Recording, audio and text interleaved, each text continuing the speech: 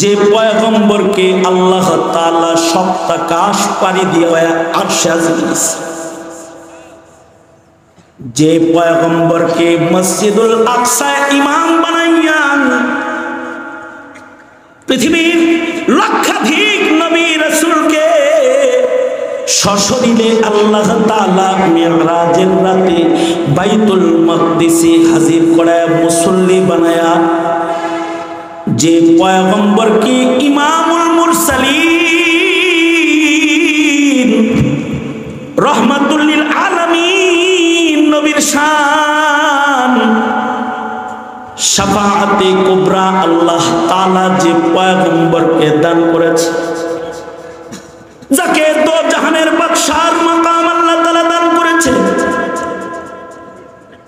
যে পয়গম্বরের শান হলো তিনি যদি সারা করে আকাশের চাঁদ দুই টুকরা হয়ে যায়, তিনি যদি উপরের দিকে যায় আকাশের দরজাগুলো খুইলা যায়, তিনি যদি কারোর দিকে তাকায় তার নজরে গোলাম মাওলা হয়ে যায়, তিনি যদি পানির ভেতরে স্পর্শ করে পানিতে বরকত এসে যায়, তিনি যদি নদীর ভেতরে কুয়ার ভেতরে যদি থুথু ফেলা দেয় তিতা পানি মিঠা পানি হইয়া যায়,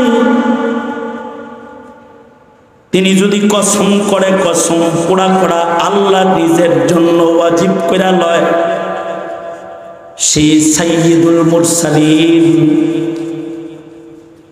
যে নবীকে আল্লাহ তাআলা রুবুবিয়্যতের শানের পরে যার মাকামে নবুওয়াত খাতমে নবুওয়াত, সেই পয়গম্বরের ঘর গণভবনের মতো বড় কোনো ঘর নয়, বঙ্গভবনের মতো বড় কোনো বাড়ি নয়, সেই পয়গম্বরের ঘর মাত্র 4টা কবরের জায়গাওয়ালা ঘর। উম্মুল মুমিনিন হযরত আয়েশা বলেন, সেই পয়গম্বরের ঘরের ভেতরে মাসের পর মাস কুপিতে তেল নাই। হযরত আয়েশা বলেন, সরওয়ারে দু আলাম রাহমাতুল লিল আলামিন আমার ঘরের ভিতরে দাঁড়ায় নামাজ পড়ে, এক এক রাকাতে আল্লাহ। আলহামদুলিল্লাহ আলহামদুলিল্লাহি ওয়া কাফা ওয়া সালামুন আলা ইবাদিহিল্লাযীনা ইসতাফা, আম্মা বা'দু ফাআউযু বিল্লাহি মিনাশ শাইতানির রাজীম। বিসমিল্লাহির রহমানির রহিম। قل هل ننبئكم بالأخسرين أعمالا الذين ضل سعيهم في الحياة الدنيا وهم يحسبون أنهم يحسنون صنعا. وقال النبي صلى الله عليه وسلم رب عمل صغير تعظمه النية رب عمل كبير تصغره النية أو كما قال عليه الصلاة والسلام. اللهم صل على محمد وعلى آل محمد كما صليت على إبراهيم وعلى آل إبراهيم إنك حميد مجيد. اللهم بارك على محمد وعلى آل محمد كما باركت على إبراهيم وعلى آل إبراهيم إنك حميد مجيد. নম্বর ওয়ার্ডের ইমাম মুয়াজ্জিন কল্যাণ সংস্থার উদ্যোগে আয়োজিত চতুর্থ বার্ষিক তাফসিরুল কোরআন মাহফিলের মোহতারাম সাদাত, মোহতারাম সভাপতি, উপস্থিত হযরত, বুজুর্গ, উলামায়ে কেরাম, সম্মুখপানে সমবেত দিন প্রিয়, ইসলাম প্রিয়, দিনদার, ইমানদার, মুমিন মুসলমান ভাইরা, পর্দার আড়াল থেকে আলোচনায় শামিল মা বোনেরা, আল্লাহর দরবারে শুকর, আল্লাহ তাআলা দ্বীনি নসিহতের মজলিসে উলামাদের সোহবতে জান্নাতের বাগানে আমাদের একত্রিত হওয়ার তৌফিক দান করেছেন। এজন্য মালিকের দরবারে শুকরগুজার হই, শুকরিয়া আদায় করি, কালিমাতুশ শুকর পড়ি, জবান ছেড়ে ভক্তি ভরে সমস্বরে আওয়াজ করে উচ্চ কণ্ঠে উচ্চ আওয়াজে একযোগে একসাথে সবাই বলুন আলহামদুলিল্লাহ। বিকাল থেকে শুরু করে হযরত, বুজুর্গ, উলামায়ে কেরাম গুরুত্বপূর্ণ নসিহত করেছেন। বিশেষভাবে শ্রদ্ধেয় বন্ধু আর বড় ভাই মৌলানা কাজী ফজলুল করিম রাজু সাহেব গুরুত্বপূর্ণ নসিহত করেছেন। আরও উলামা হযরতরা কথা বলেছেন। আমি বরকতের নিয়তে আপনাদের সামনে সূরা কাহাফের 103 এবং 104 নম্বর আয়াত আপনাদের সামনে তিলাওয়াত করেছি। নবীজির একটি গুরুত্বপূর্ণ হাদিস আপনাদের সামনে পেশ করেছি। এগুলোকে সামনে করে কিছু কথা আপনাদের সামনে বলবার ইরাদা। আল্লাহ তাআলা কিছু উপকারী কথা আপনাদের কানে পৌঁছানোর তৌফিক দান করেন। আওয়াজ করে বলুন আমিন। কোরআনে কারীমের সব সূরাই গুরুত্বপূর্ণ, তার ভিতরে বিশেষ বিশেষ কিছু গুরুত্বপূর্ণ সূরা আছে। যেই সূরাগুলো মুখস্থ করা অথবা যে সূরাগুলো অধিক পরিমাণে তিলাওয়াত, এটা মুমিনদের আমলের অংশ। যেমন সকালবেলায় সূরা ইয়াসিন পড়া, সন্ধ্যাবেলায় সূরা ওয়াকিআ তেলাওয়াত করা, ভোর রাত্রে সূরাতুর রহমান তেলাওয়াত করা, সকাল সন্ধ্যা 4 কুলের আমল করা, 3 কুলের আমল করা, এগুলো মানব জীবনে গুরুত্বপূর্ণ আমলের অংশ। বিশেষ আয়াতে কারিমা, আয়াতুল কুরসি, সূরা হাসরের শেষ 3 আয়াত, এগুলো আগের যুগের সব মুসলমানের মুখস্থ ছিল। এমনকি সূরাতুল কাহাফ, এটাও আগের যুগে মুসলমানদের মুখস্থ ছিল। কারণ অধিক পরিমাণে তিলাওয়াতযোগ্য, আমলযোগ্য যে সূরাগুলো, তার ভেতরে এটা একটা।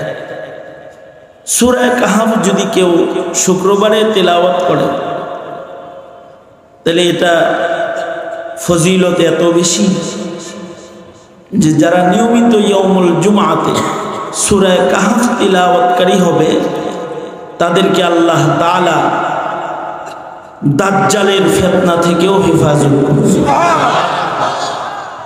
তার মানে দাজ্জালের ফিতনা তো জমিনের সবচেয়ে বড় ফিতনা। হাসিনা ফিতনা আর কি ফিতনা? দাজ্জালের ফিতনা অনেক বড় ফিতনা। দাজ্জালের ফিতনা এত বড় ফিতনা যে দাজ্জাল মানুষকে কতল করবে, আবার মানুষ কতল করে আবার জীবিত করবে। দাজ্জাল এমন ফিতনা হয়ে আগমন করবে যে তার এক হাতে আগুন থাকবে আর এক হাতে পানি থাকবে, জান্নাত থাকবে, জাহান্নাম একদিকে থাকবে। সে জান্নাত দেখাবে, দোজখ দেখাবে। তার পানি পান করার জন্য, তার জান্নাতে ঢোকার জন্য যারা তার পক্ষ অবলম্বন করবে, তারা দোজখে চলে যাবে। আর তার এই ফিতনার থেকে বাঁচতে গিয়ে, হকের উপরে অটল থেকে যারা আগুনে পড়বে, তারা আল্লাহর জান্নাতে চলে যাবে। দাজ্জালের ভয়ঙ্কর কর্মকাণ্ডের ভেতরে এটিও একটি কর্মকাণ্ড যে দাজ্জাল মানুষকে জিজ্ঞেস করবে, এই বাবা মা মরছে কত বছর? তো বলবে 10 বছর, 20 বছর। দাজ্জাল বলবে, মা বাপ দেখতে মনে চায়? মা বাপ কার না দেখতে মনে না চায়? মৃত মা বাবার জিয়ারত করতে মনে চায়, কামনা বাসনা পেশ করবে। দাজ্জাল, ইবলিস দাজ্জালের অনুগত হবে। দাজ্জাল ইবলিসকে বলবে ওর মৃত মা বাবার আকৃতি ধরে ওর সামনে বসো। ইবলিস মৃত মা বাবার আকৃতি ধরে সন্তানের সামনে বসে পড়বে। ক্ষমতাটা দেখাইল ডাকে। এইটা দেখে অনেকে ঈমান হারা হয়ে দাজ্জালের দলে ঢুকে যাবে, আর সে দোজখে পড়ে যাবে। আর কিছু মুমিন আছে যাদের ঈমান এত শক্ত যে তারা এই সব তেলিসমাতি দেখার পরেও বলবে এতদিন ছিল ইলমুল ইয়াকিন, কোরআন হাদিস থেকে শুনছি তুই বড় ফিতনা, এখন চোখে দেখতেছি তুই আসলেই তোর মারাত্মক ফিতনা। তারা এই কথা বলবে। যখন তারা এই কথা বলবে দাজ্জাল তাদেরকে কতল করবে। একদিকে দাজ্জাল তাদেরকে কতল করবে, আর একদিকে এই মুমিনরা ঈমানের অটল অবস্থান নিয়ে আল্লাহর জান্নাতে দাখিল হয়ে যাবে। দাজ্জালের ফিতনা কঠিন ফিতনা না? দাজ্জালের ফিতনার থেকে আল্লাহর রাসূল ১৫০০ বছর আগে দোয়া করছেন এবং আমাদের এই দোয়া শিখাইছেন। নবীজি আরো ১৫০০ বছর আগে, এখনো যেহেতু দাজ্জাল আসে নাই, তাহলে ১৫০০ বছর আগে আল্লাহর রাসূল দোয়া করতেন এবং দোয়া শিখাইতেন। নবীজি দোয়া করতেন, আল্লাহুম্মা ইন্নী আউযু বিকা মিন মাসিহিদ দাজ্জাল। আল্লাহ, আমি আপনার কাছে ফিতনায়ে দাজ্জাল থেকে পানাহ চাই। এবং উম্মতকে এই দোয়া করার জন্য আল্লাহর রাসূল নির্দেশ করছেন, আল্লাহুম্মা ইন্না নাউযু বিকা মিন ফিতনাতিদ দাজ্জাল। আল্লাহ, দাজ্জালের ফিতনা থেকে তুমি আমাকে মুক্তি দাও। এটা দোয়া আল্লাহর রাসূল শিখাইছেন। কারণ দাজ্জালের চেয়ে বড় ফিতনা এই উম্মতের মধ্যে আর কেউ যদি সূরা কাহাফ তিলাওয়াত করে, প্রতি শুক্রবারে সূরা কাহাফ যদি কেউ পড়ে, তাহলে নবীজি বলছেন সে দাজ্জাল চিনতে পাবে এবং আল্লাহ তাকে দাজ্জালের ফিতনা থেকে রক্ষা করবে, হিফাজত করবে। আর আমাদের মুরব্বীরা বলেছেন কেউ যদি সূরা কাহাফ নিয়মিত পড়ে, প্রতিদিনই পড়ুক, একবার পড়লে সমস্যা কি? যদি দেখে দেখে পড়ে, আস্তে আস্তে পড়লো 30 মিনিট 40 মিনিট, এই সময়টা যদি কেউ দেয়, তাহলে তাকে আল্লাহ তাআলা জমিনের সব ফিতনা থেকে হেফাজত করবে। দিন যাইতেছে, ফিতনা কি বাড়তেছে না কমতেছে? এই দিন যত যাইতেছে ফিতনা কি বাড়তেছে না কমতেছে? ফিতনার অভাব আছে। ফিতনা চিনতে হইব তো, ফিতনা না চিনলে ফিতনায় আটকা উড়ে যাবে। এবং ফিতনা থেকে বাঁচার দোয়া করতে হবে। আল্লাহর রাসূল আরো দোয়া শিখাইছেন, আমার সাথে কমাস কম আজকে দোয়াটা বলে আল্লাহ বলেন, আল্লাহুম্মা ইন্নী আউযু বিকা, আল্লাহুম্মা ইন্না নাউযু বিকা মিনাল ফিতান মা যাহারা মিনহা ওয়া মা বাতান। তার মানে ইয়া আল্লাহ, আমি আপনার কাছে সকল প্রকারের ফিতনা থেকে পানাহ চাই, যেই ফিতনা দেখা যায়, যেই ফিতনা দেখা যায় না, যেটা সুস্পষ্ট, যেটা অস্পষ্ট, সব ফিতনা থেকে আল্লাহ গো তোমার কাছে পানাহ চাই। কিছু ফিতনা আছে দেখা যায় না, আওয়ামী লীগ ফিতনা, এটা অস্পষ্ট ফিতনা, উপরে ফিটফাট ভিতরে সদরঘাট, বোঝা যায় না। কারণ বেচারি ডেলি 70 রাকাত নামাজ পড়তো, কে বুঝবো যে হিন্দুর দালাল? বুঝেন বিষয়টা? বুঝেন, ডেলি যদি 70 রাকাত নামাজ কেউ পড়ে, হে যে আসলে মোদির দালাল, এটা বোঝার কায়দা আছে? সে কি মাওলা?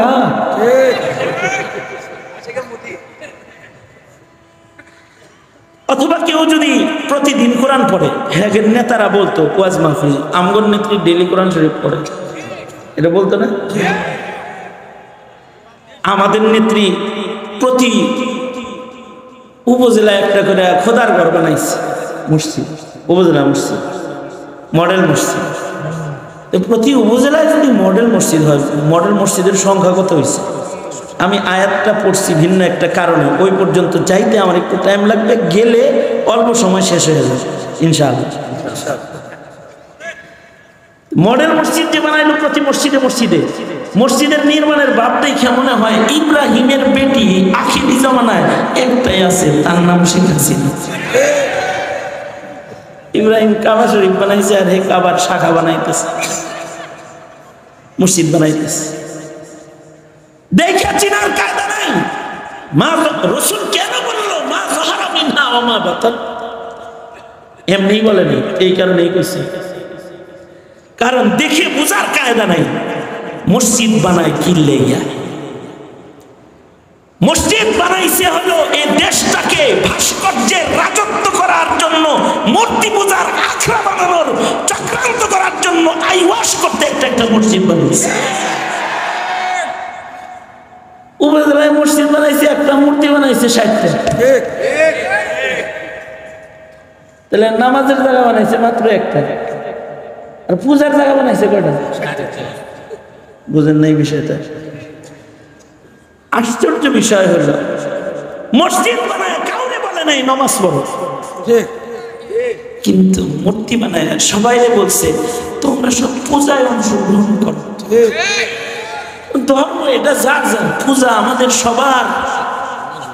এই ফজিলতের বাণী উচ্চারণ করছে। তার মানে হলো তার একটা সুদূর প্রসারী ধান্দা ছিল, সেটা হলো মুসলমানের বাচ্চাদেরকে পূজায় নিয়ে বিভিন্ন পূজা করায়া করায়া একদিন তার বাবাকেও 33 কোটি দেবতার একটা বানায়া যেন পূজা করান যায়। এ কারণে এত মূর্তি, তাছাড়া এত মূর্তির দরকারটা কি ছিল? এই জিনিসগুলা উলামায়ে কেরাম মানা করেছেন। উলামায়ে কেরাম যে ফিতনা চিনে, হেরা তো সূরা কাহফ পড়ে। ঠিক বললো, ঠিক না বললো ঠিকই। আলেমরা সূরা কাহফ পড়ে না, তারা তো ফিতনা চিনে। সঙ্গত কারণে তারা বলেছে ভাস্কর্য বানাইলে মুড়িগঙ্গায় ফেলে দিব, এগুলো বলছে। ভাস্কর্য ভেঙে ফেলবো, মূর্তি পূজার দেশ এটা না।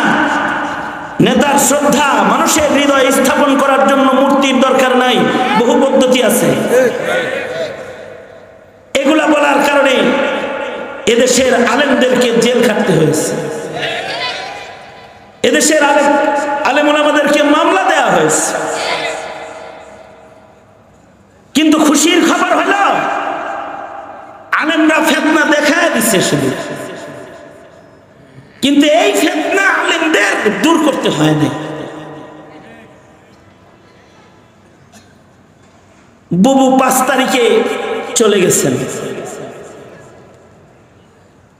যদিও বুবুর সম্পর্ক বুবু প্রমাণ করছে যে আল্লাহর লগে, কিন্তু পরে 5 তারিখে দেখলাম দিল্লির লগে।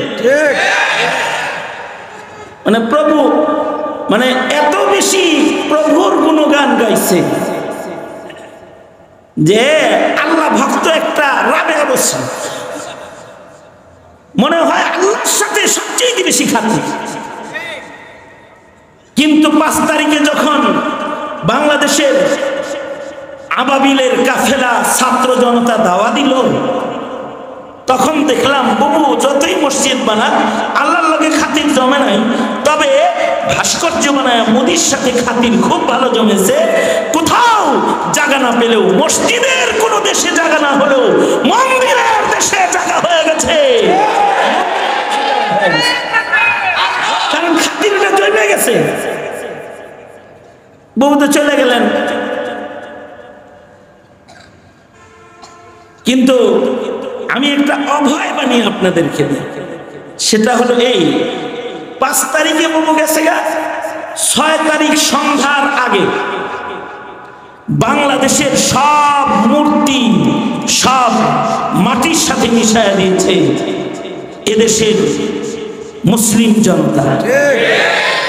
মাত্র 24 ঘন্টার ব্যবধান। আমি কয়েকদিন আগে গোপালগঞ্জে গেলাম, তো গোপালগঞ্জের মেন জেলা গেটে শেখ সাহেবের বড় ছবি ছিল, উনি সালাম দিত সবাই ঢুকলেই। সেদিন গেলাম, দেখলাম শেখ সাহেবের মাথা নাই, ওইটাও কে যেন ভেঙে লয়ে গেছে। আশ্চর্য বিষয়, খুশির বিষয় এটা যে একটা মূর্তিও মুহিবুল্লাহ বাবনগরী ভাঙে নাই, পীর সাহেব চরমনায় ভাঙে নাই, শাইখুল হাদিস আল্লামা মামুনুল হক ভাঙে নাই, খালি সেবলা ইউবি ভাঙে নাই, জামিল মাদ্রাসার মোহতায়ন সাহেব একটাও ভাঙে নাই, কারবালা মাদ্রাসার মোহতায়ন সাহেব একটাও ভাঙে নাই। কোন মসজিদের ইমাম মুয়াজ্জিন যারা আজকে আয়োজন করছে ওয়াজের, এরা কোনো মূর্তির দ্বারে কাছে যায় নাই। কোন মাদ্রাসার একটা ছাত্র একটা মূর্তি ভাঙে নাই।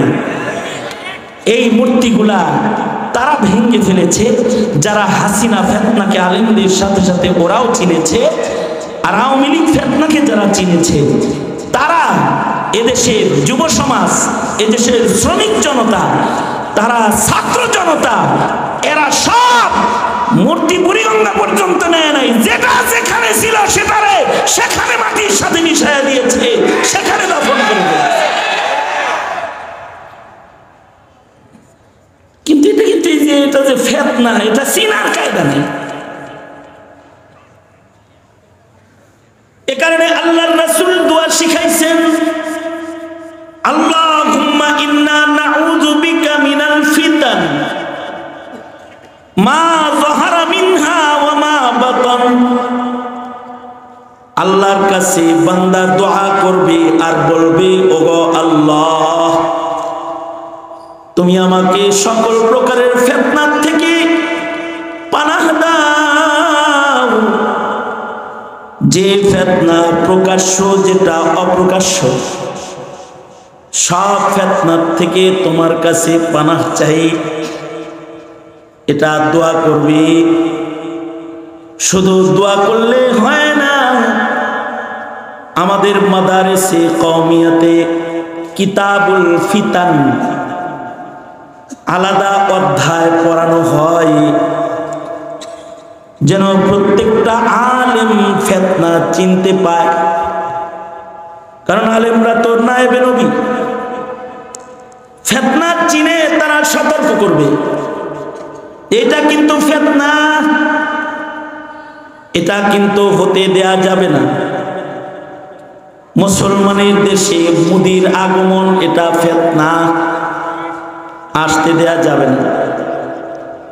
আলেমরা আন্দোলন করেছে, আলেমরা জেলখানায় গিয়েছে, এমন ভয়ঙ্কর গ্রেফতারি চক্রান্ত স্বাধীন দেশে ইতিপূর্বে কখনো হয় নাই।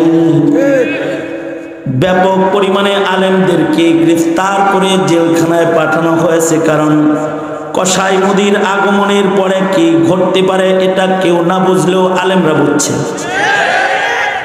এ কারণে আলেমরা রাজপথে শাহাদাত বরণ করেছে, জেল জুলুম সব মাথায় নিয়েছে। তারপরেও জাতির কাছে কিন্তু তারা ফিতনাকে প্রকাশ করেছে। এই ফিতনা শুধু মৌলবী চিনলে হবে না, যত ফিতনা আছে সব ফিতনাগুলো প্রজন্মের প্রত্যেকটা সন্তানের চিনতে হবে, চিনলে বাঁচতে পারবে। এ কারণে আমরা যখন মাহফিলে বসে যাই তখন আমরা বলি, এই কাদিয়ানি কিন্তু ফিতনা, এটা চক্করে পড়ো না, এটা চক্করে পড়লে কিন্তু ঈমান থাকবে না, এগুলো আমরা বলি। কারণ কাদিয়ানি চিনানোর মতো কোনো লেখাপড়া আমাদের সিলেবাসের ভেতরে নাই। নবী চিনানোর লেখাপড়া আমাদের সিলেবাসে নাই। নবী চিনাইতে আমাদের চিৎকার করে করে বলতে হয়, আমাদের নবী শেষ নবী, আমাদের নবীর পরে আর নবী নাই, এগুলো আমাদের বলতে হয়। এত বলার পরেও মূর্খরা বুঝবে কিভাবে? শিক্ষিতরা বুঝে না। আমার 22 দিন রিমান্ড ছিল, 1 বছরের জেল আর 22 দিন রিমান্ড। মামলা কি জানেন?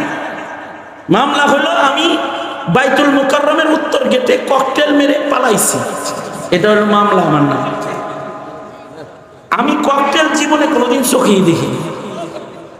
পত্রপত্রিকায় ককটেলের ছবি দেখছি, কিন্তু ককটেল চোখে দেখিনি। আর মামুনুল হকের মামলা কি জানেন? মানি ব্যাগ চুরি। উনি মানি ব্যাগ চুরি করছে। আমার মামলা হলো আমি ককটেল মারছি। আর জুনায়েদ আল হাবিবের মামলা হলো গাড়ি ঘুরাইছে। এইগুলা হলো মামলা। এই মামলায় আবার রিমান্ড কতদিন জানেন? এই সকল মামলার রিমান্ড 5 দিন, 48 দিন, 1.5 মাস রিমান্ড। আর এই রিমান্ড কত ভয়ঙ্কর! আমাদের মাদ্রাসার ছেলেগুলো যারা জেলখানায় হাজিরা দিতে আসে, ওদেরকে দেখবেন, যদি দেখতে যান দেখবেন ওদের হাত ওরা খুলতে পারে না, হাত এরকম কুকরানো মুসরান, কারণ প্লাস দিয়া 4টাই না খুলে ফেলা হয়েছে। প্লাস দিয়ে লটকায় রিমান্ড করা হয়েছে। তবে এই রিমান্ডের ভেতরে কিছু ভালো পুলিশও আসে, এমন পুলিশও ঢুকছে যাদের ভেতরে ঈমান আছে। এরা দরজা বন্ধ করে জড়ায় ধরে কাঁদছে আর বলছে, হযরত হাত পা বাঁধা, মাফ করে দেন। কিন্তু যারা নিজেকে বিক্রি করে ফেলেছে কারোর কাছে, তারা এসে বলে কি জানেন? তারা বলে কি, কাদিয়ানীদের সাথে একটু মিলমিশ করে চলা যায় না? আরে কাদিয়ানির সাথে কি মিলমিশ করে চলবে? আবার তাদের প্রশ্ন হলো, কাদিয়ানীরা কি আসলেই কাফের? এই কথা শুনলে তো ইবলিসও হাসে যে কাদিয়ানী কি আসলেই কাফের? বিসিএস ক্যাডার হয়ে কেউ যদি না বুঝে কাদিয়ানী কাফের, তাহলে তোমরা বলো যারা 16 বছর যাবত মক্তবের শিক্ষা থেকে বঞ্চিত, কিন্ডারগার্টেন চালু করে মসজিদের ইমাম মুয়াজ্জিনদেরকে বিকল করে ঘরে বসায় দেওয়া হয়েছে, ছাত্রদেরকে কালিমাটা পর্যন্ত শিখার সুযোগ যখন সন্তানরা পায় না, এই সন্তানরা শাহরিয়ার চিনবে কেমনে? হাসানুল হক ইমু চিনবে কেমনে? বলো তোমরা আমাকে। তারা কিভাবে নাস্তিক চিনবে? তারা কিভাবে কাদিয়ানী চিনবে? তারা যদি এই ফিতনা না চিনে, তো ওরা তো এক সময় কাদিয়ানীর দোসর হয়ে যাবে, নাস্তিকের দোসর হয়ে যাবে।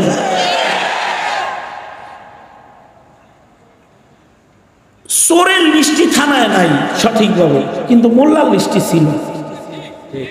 মোল্লার লিস্টি ছিল না? মৌলবীদেরকে বিভিন্ন থানায় আনতে পারতো না, আমাদেরকে আনতে পারতো না। একটা লিস্টি নওগাঁয় কমপক্ষে 25টা মাহফিলে আমাকে যেতে দেয় না। মহাদেবপুর, নওগাঁ যেতে দেয় নাই আমাকে। আমার নাম প্রচার করা হয়েছে, কিন্তু আমাকে মাহফিলে ঢুকতে দেয় নাই। আমি বগুড়া আসছি, বগুড়া থেকে গাড়ি ঘুরে চলে গেছি। কি অপরাধ? হ্যাঁ, এইটা হলো অপরাধ। অপরাধ হলো আমরা মুসলিম প্রজন্মের সন্তানদেরকে ফিতনা চিনায়া দেই, বলে দেই এরা দুশমন, এদের সাথে আঘাত করে চলবি না। আমরা এটা বলে দিই, কারণ আমার সন্তানকে যদি ফিতনা আমি না চিনাই, তাহলে ও ফিতনায় পড়ে যাবে। আল্লাহর রাসূল বলেন, নিজে দোজখ থেকে বাঁচো, তোমার আহালকে দোজখ থেকে বাঁচাও। ও আনফুসাকুম ওয়া আহলিকুম নারা, তুমি নাস্তিক হইবা না, তুমি কাদিয়ানির খপ্পরে পড়বা না, তুমি ভণ্ডের খপ্পরে পড়বা না, তুমি অন্যায়কারীদের দলভুক্ত হয়ে তুমি অন্যায়কারীদের দালাল হইবা না, এবং তোমার পরিবারের কাউরে অন্যায়কারী হইতে দিবা না। তুমি জালিম হইবা না, তোমার প্রজন্মকে জুলুম করতে দিবা না, তুমি ইসলাম থেকে বাইরে যাবা না, তোমার প্রজন্মের কাউকে ইসলামের বাইরে যাইতে দিবা না। এ কারণে তালাবুল ইলমি ফরিদাতুন আলা কুল্লি মুসলিম, সব মুসলমানের এতটুকু জরুরি ইলম শিক্ষা করা ফরজ, যার দ্বারা ঈমান চিনা যায়, ঈমানের খেলাফ জিনিস চিনা যায়, যার দ্বারা ইবাদত চিনা যায়, বিদআত চিনা যায়, যার দ্বারা হালাল চিনা যায়, হারাম চিনা যায়। যতক্ষণ পর্যন্ত এই ফিতনা সম্পর্কে জাতিকে সুস্পষ্ট তুমি আমি না করব, ততক্ষণ পর্যন্ত তোমার আমার সন্তান প্রজন্ম নিরাপদ নয়। কারণ ইসলামের দাওয়াত বন্ধ করার চক্রান্ত আছে ঠিক, কিন্তু মিশনারিদেরকে বন্ধ করা বাধা করার মতো কোনো সুযোগ বর্তমানে নাই। যাও পঞ্চগড়ে যাও, যা দেখবা হাজার হাজার মুসলমান কাদিয়ানি হয়ে গেছে। যাও নীলফামারী যাও, যা দেখবা খ্রিস্টান হয়ে গেছে। এই কিছুদিন আগে আমি কুড়িগ্রাম গিয়েছি, যা দেখলাম এক গ্রামে হাজার হাজার খ্রিস্টান হয়েছে।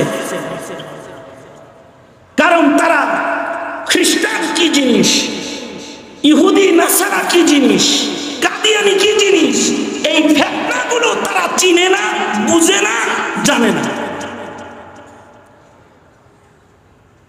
তো শুধুই মাত্র দোয়া করলে হবে না, ফিতনাকে চিহ্নিত করতে হবে। এটা ফিতনা, চিহ্নিত করতে হবে।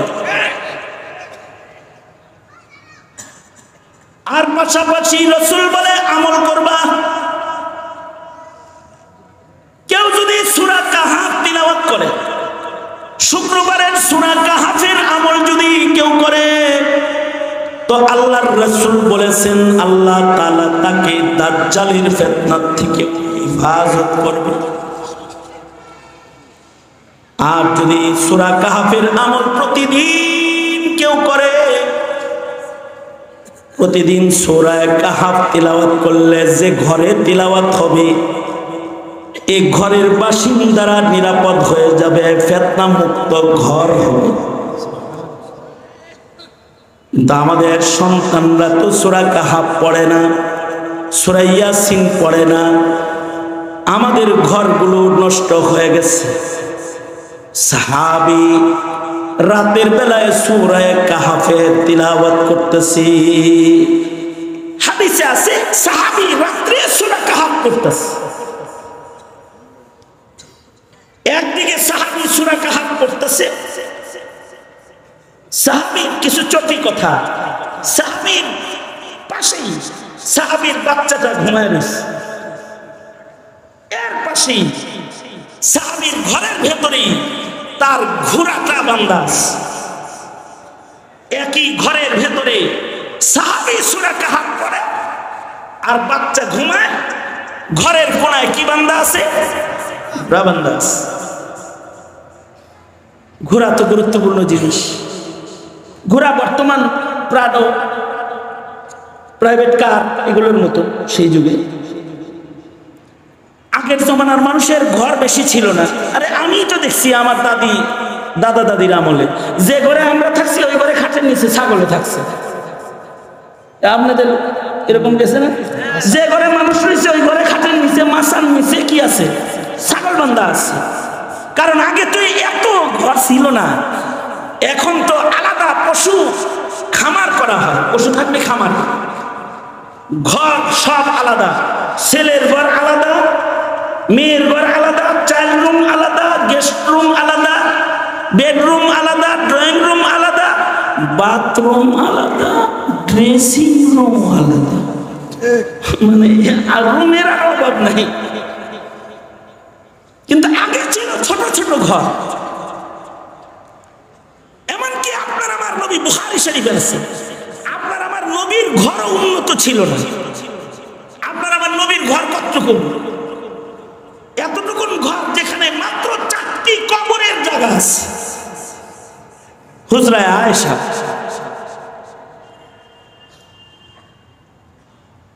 আর এর আগের যুগের মানুষ যে ঘরে থাকতো, পাহাড় কেটে কেটে তারা ছোট ছোট গুহার মতো ঘর বানাইতো।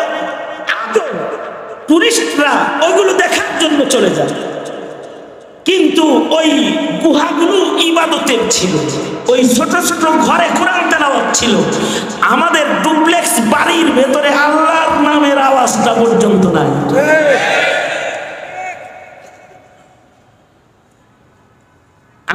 আমার এক মুসল্লির খুব সুন্দর বাড়ি, ডুপ্লেক্স বাড়ি করছে।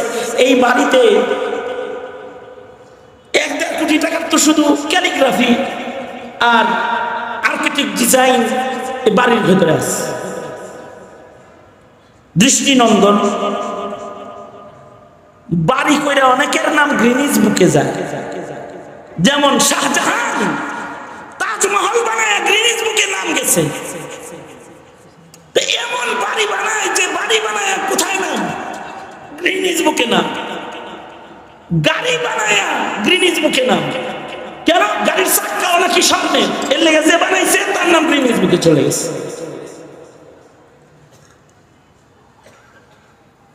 কিন্তু কিছু বাড়িওয়ালার নাম আকাশে একটা বুক আছে, ওই বুকে চলে যায়। কিছু কিছু বাড়িওয়ালার নাম,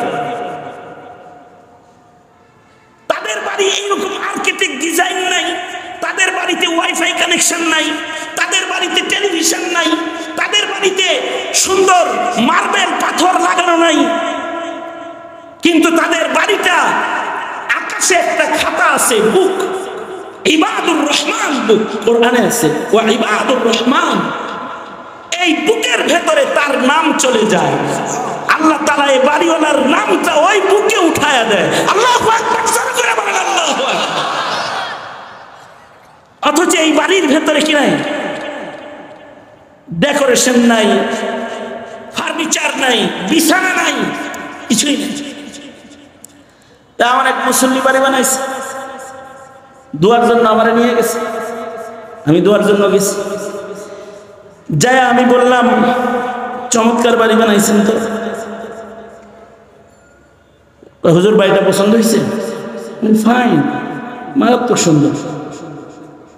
তবে আমি দোয়া করি এই বাড়িতে যেন আল্লাহ আপনার না মারে। এটা কি করলেন? এই বাড়িতে যেন না মারে। বললাম না, আপনাকে যেন আল্লাহ তাআলা একটা মসজিদের ভিতরে মারে। কারণ যেই বাড়ি বানাইছেন, এই বাড়িতে যদি ইনকেস আপনি মারা যান আর মালাকুল মউত আয়া পড়ে খালি, তাহলে এই বাড়ির যা কন্ডিশন, তাতে এই বাড়ির ভেতরে আপনার পাশে রহমতের ফিরিস্তা ঢুকার কোনো চান্স নাই। কারণ এই বাড়িটা সাজাইতে যায় ছবি, মূর্তি, এমন কিছু নাই যা আপনি করেন নাই। খেলোয়াড়কে বাড়িতে দাওয়াত দিয়ে বসায় রাখা সওয়াবের কাজ, কিন্তু খেলোয়াড়ের ছবি টাঙ্গায় রাখা গুনাহের কাজ।